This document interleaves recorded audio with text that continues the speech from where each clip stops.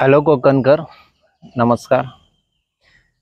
मी कोकण युवा सेवा संस्था उपसचिव अनिल दत्ताराम गावडे, राहणार भांडूप. मंडळी, आज मी या ठिकाणी लोणावळा या ठिकाणी आलेलो आहे. या ठिकाणी समोर हा बोर्ड आहे बघा, अन्न व सेवा केंद्र, तपोभूमी नांगरगाव लोणावळा, श्री स्वामी दत्त अधिष्ठान व श्री स्वामी दत्त सेवाधाम. मित्रांनो, मी या ठिकाणी मागील कमीत कमी 5 ते 6 वर्ष झाली सतत या ठिकाणी येतोय आणि हा आजचा व्हिडिओ बनवण्याचं एक महत्त्वाचं कारण म्हणजे की आमचं संस्थेचं कोकण युवा सेवा संस्थेचे जे काय आपलं यूट्यूब चॅनल चालू झालेलं आहे, तर त्या माध्यमातून तुमच्यापर्यंत एक स्वामींच्या मठाची थोडीशी माहिती आपल्याकडून जी मिळणारी असेल ती देण्याचा प्रयत्न करायचा आहे. तर मी कोण यूट्यूबर नाही, मी हा माझ्या आयुष्यातला पहिलाच व्हिडिओ बनवतो म्हणायला हरकत नाही. तर काय चुकलं असेल, काय राहिलं असेल तर मोठ्या मनाने माफ करा. मी या ठिकाणचा थोडासा परिसर दाखवतोय. आम्ही काल संध्याकाळी या ठिकाणी आलो. व्हिडिओ 1 ते 2 पार्टमध्ये असेल, कारण पूर्ण आज सत्यदत्त पूजा आहे. सत्यदत्त पूजा म्हणजे काय आणि ही पूजा प्रत्येक महिन्याच्या 3ऱ्या रविवारी या ठिकाणी असते. तर या पूजेचं महत्त्व काय आणि या मठाची महती काय हे इथल्या जाणकार मंडळींकडनं जाणून घेऊन मी तुमच्यासमोर ठेवण्याचा प्रयत्न करणार आहे. तर हा व्हिडिओ पूर्णपणे बघा. 1-2 पार्टमध्ये असेल तरी तो पूर्ण बघून याच्यावरती तुमच्या प्रत्येकाची लाईक आणि कमेंट द्या. तेवढंच सगळं महत्त्वाचं आहे. तुमचा आशीर्वाद असणं महत्त्वाचं आहे. तर मंडळी, या ठिकाणी मी दाखवतोय बघा, हा पूर्ण इकडचा रस्ता आहे. हा स्टेशनकडून येतो आणि असा या ठिकाणी गेला आहे. या ठिकाणी इकडे हा पुढच्या मार्गाला जातो. आता आपण चाललोय आपल्या स्वामी मठाकडे. हा बघा, हे असे दोन्ही साईडला या ठिकाणी बोर्ड लागलेले आहेत. या ठिकाणचं आहे.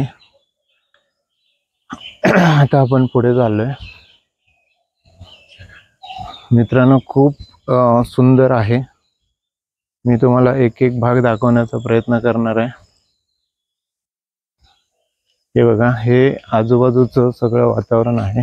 हा बघा, हा दिसतोय, हा मठ आहे.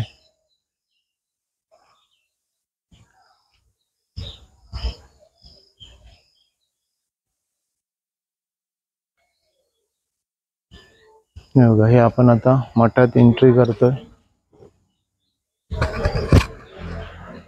हे बघा, हे मठ आहे आणि सगळ्यात महत्त्वाचं म्हणजे या ठिकाणी कुठेही आपल्याला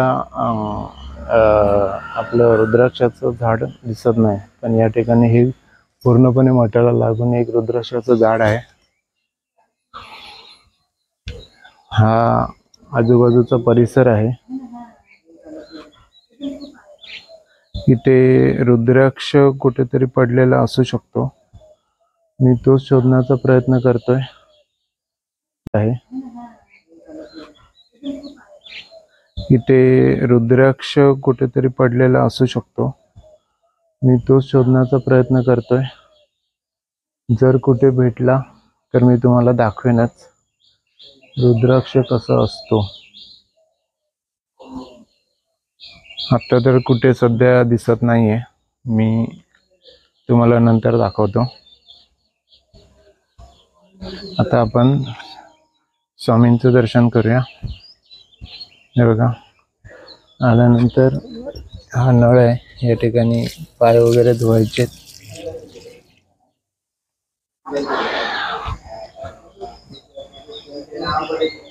हे बघा, हा बघा, हा कुत्रा आहे. याचं विजा नाव आहे, विजा. हा इथला रक्षक आहे म्हणायला हरकत नाही. आणि ह्याची पण एक स्टोरी आहे. मी तुम्हाला ती पण त्यांच्याकडनं जाणून घेण्याचा प्रयत्न करतो. बघू आता वेळ किती भेटतोय त्याच्यावर.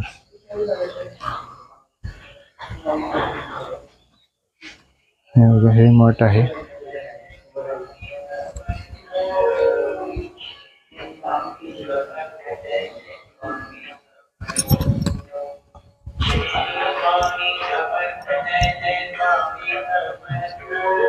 स्वामी माऊली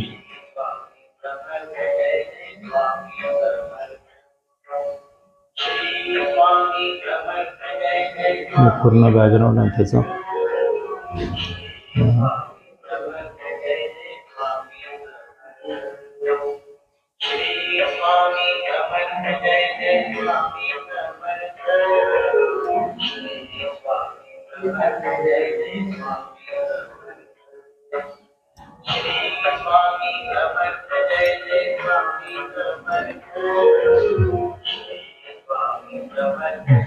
स्वामी चरणाचं दर्शन घेऊया. तिथं आपल्या पाठीशी असतातच आणि आहेतच. आता मी तुम्हाला सत्यदत्त पूजेची मांडावळ दाखवतो, ती कशी केलेली आहे ती.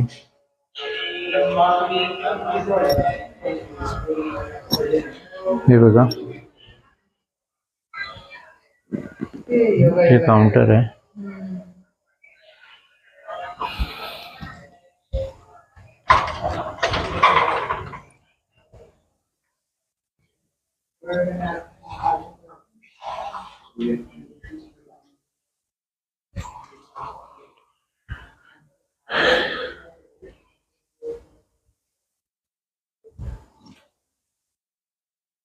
हे बघा, या पद्धतीत त्यावेळेला 51 पूजा मांडायचा संकल्प केलेला आहे.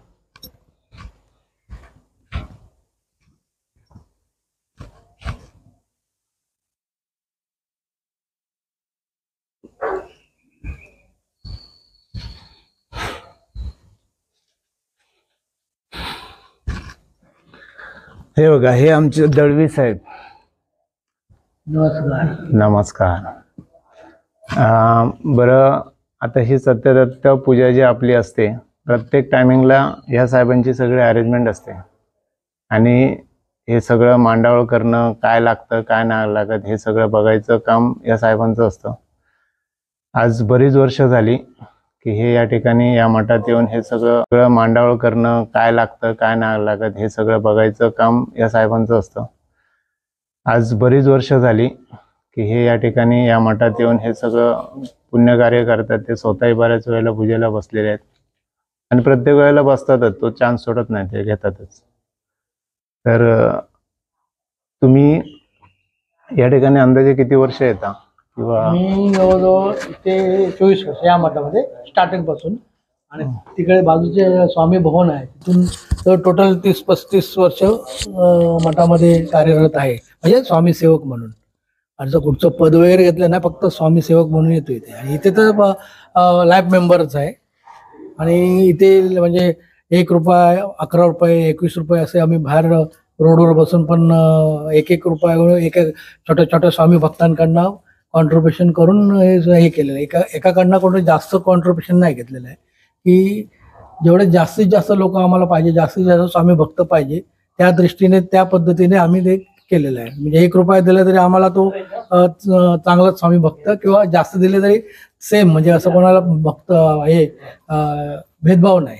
पण आता या पूजेची जी आहे ते कसं, म्हणजे देणगी स्वरूपात किंवा कसं काय नाही, हे आता म्हणजे श्रावण महिना असल्यामुळे याच्या आधी जे जवळजवळ 2015 पासून पूजा चालू झाल्या, ते जवळ आता एवढा दर महिन्याला एक असे 15 पासून तुम्ही हिशोब केला तर भरपूर पूजा झालेल्या आहेत. आणि फक्त कोरोना पिरियडमध्ये थोडंसं अलाउड नव्हतं ना गव्हर्नमेंटने, म्हणून ते बंद होतं, नाही तर कंटिन्यू आहे. तर ह्या पूजा करतो आपण 35 पर्यंत करत होतो दरवर, म्हणजे दर महिन्याला 35च्या वर गेलो नव्हतो. पण आम्हाला अशी कल्पना सुचली की श्रावण महिन्यामध्ये जर एक पूजा श्रावणात 51 केले तर त्याचं 51 लोक जोडपी बसतील, किंवा जे पूजेला बसतील 51 लोक भक्त स्वामी भक्त बसतील, त्यांना ते एक 12 महिन्याचं एक श्रेय मिळेल. म्हणजे श्रावण महिन्यात एक जरी आपण उपवास केला तर त्याचं 12 महिन्याचं श्रेय मिळतं.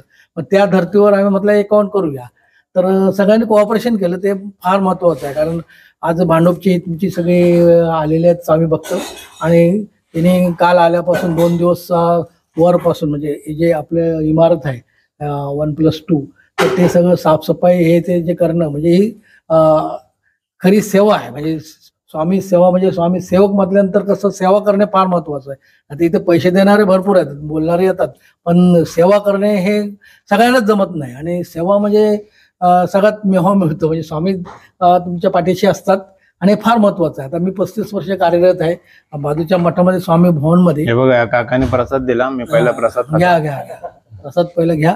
तर स्वामी भवन मधून आम्ही तिकडे पण चप्पल सांभाळायची, त्यापासून ते लाईन मध्ये सगळं कामं करायचं. तिथून मग ही आपली इमारत चालू झाली. गोमुख हा प्लॉट मिळाला आम्हाला आणि अन्नक्षेत्र नाना करंदीकरांची इच्छा होती की अन्नक्षेत्र करायचं. मग त्यांची इच्छा पूर्ण करण्यासाठी आम्ही हे इमारत बनवून आता हे कार्यरत आहे सगळं. आणि चांगलं म्हणजे इथे जे मोठे मोठे लोक येऊन गेले, ब्रह्मचार्य म्हणजे दंडाधिकारी जे असतात ना, साधू संत वगैरे मोठे मोठे लोक येतात इथे. पुन्हा परत मुंबई, ठाणा, कल्याण पासून सगळे लोक येतात, अलिबाग पासून सगळे लोक येतात, पूजेला बसतात. आणि इकडे आल्यानंतर त्यांना जी मन शांती मिळते अशी कुठे मिळत नाही. त्यामुळे लोक येतात आणि स्वतःहून म्हणजे आपलं काही येताना शक्ती जे काय असेल ते इथे डोनेशन करतात. म्हणजे दान धर्म अन्नदान करतात किंवा इमारतीसाठी फंड देतात. आणि काय म्हणजे स्वतःहून बोलायची गरज लागत नाही आम्ही काय करू कशासाठी, पण त्याच्यावर तो सोल्युशन मिळतं. आणि साधन म्हणजे सोर्स जो मिळतो ना, तर स्वामींच्या कृपेमुळे मिळतो. जर कुठे अडचण आली तर तिथे आपल्याला काहीतरी मार्ग मिळतो. मार्ग मिळतो ते महत्वाचं आहे. मार्ग मिळाल्यानंतर आपल्यासारखा कोकणातला माणूस, चिकाटीचा माणूस असतो, तो मेहनत करतो आणि तो काय घाबरत नाही आणि घाबरून पण चालत नाही.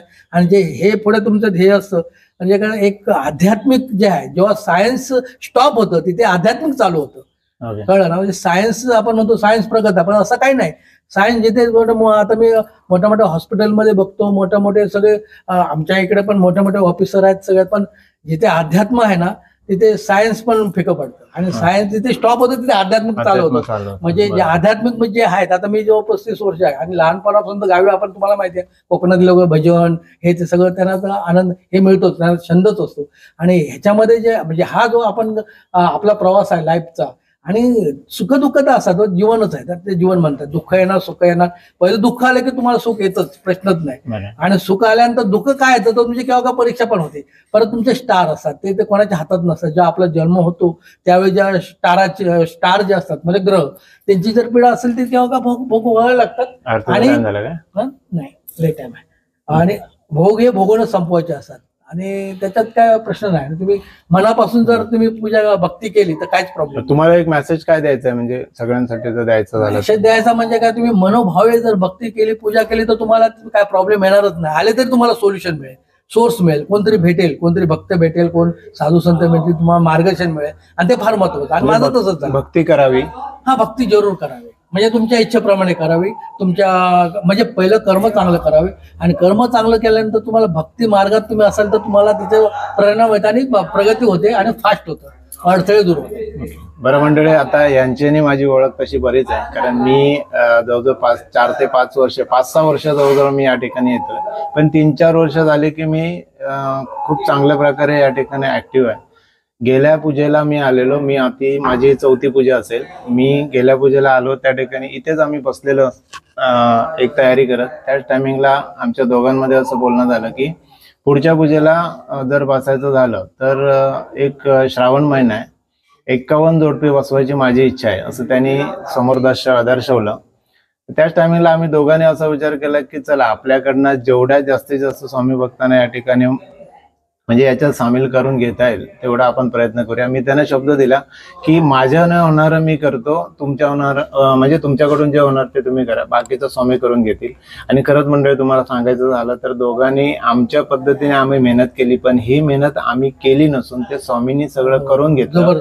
आणि आज या ठिकाणी इथे जर बघितले तर हा जो मांड आहे हा सगळं पूर्ण 51 पूजांचा मांड मांडलेला आहे, जो याच्या अगोदर 31 पूजा व्हायच्या, 31 ते 35 पर्यंत व्हायच्या.